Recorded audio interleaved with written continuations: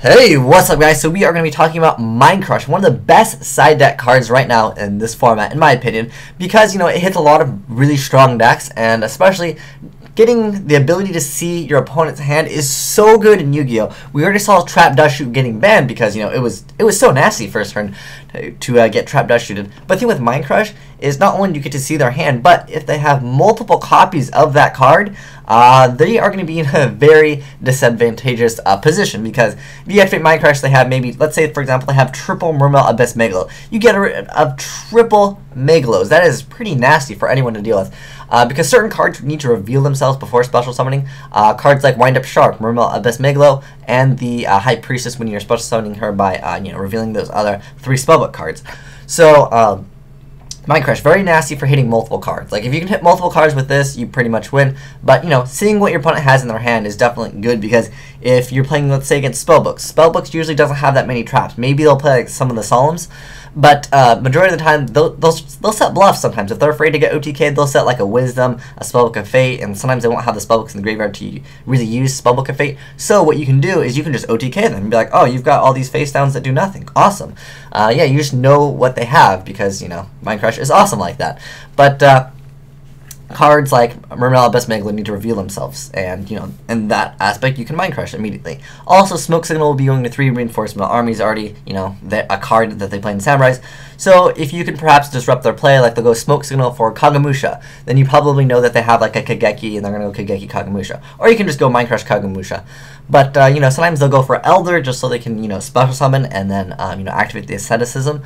And then they're just going to go for like a Xian, because that's a very common play. But if they go Smoke Signal at Elder, you go Mindcrush Elder, it's pretty nice to do.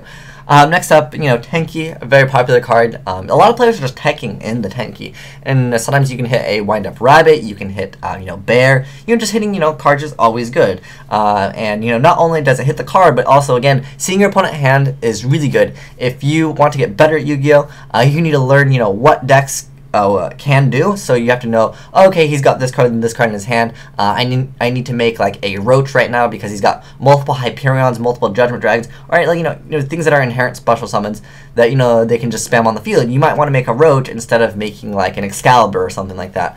So yeah, keep that in mind as well. Now, Agents is still a deck, and people still play it because nothing got hit in it. You can hit a Venus, which isn't bad, because sometimes when you get rid of Venus, like, they really need that Venus to get those shine balls, all out onto the field before they end up drawing them and losing because of that. So, you can hit the Venus, not bad. If they're playing Central in the Sky, yeah, you could hit the Hyperion, but I don't think anyone's realistically playing that. I think Mindcrush works really well against Spellbooks, because, High Priestess has to reveal herself.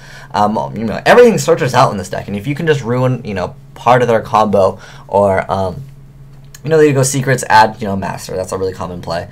You can just Mindcrush that. It's pretty good. I think that, Mindcrush is good against a whole bunch of different decks, but this is just a taste of some of the meta that you can wreck with Mindcrush. Again, not only is it just because, discarding the card, messing up their plays, but again, seeing your opponent's hand is very, very good in the right player's hands. So I hope you guys have better luck going to some tournaments using Mindcrush in your side deck or even main deck. Against a lot of the meta decks, again, Mindcrush is just a fantastic card. Even though Sangan got banned, and Mindcrush was really good against because they would have Sangan, they search Rabbit, and you'd be like, oh, it's cool, you have Rabbit? Okay, see you later, Rabbit. I loved that, but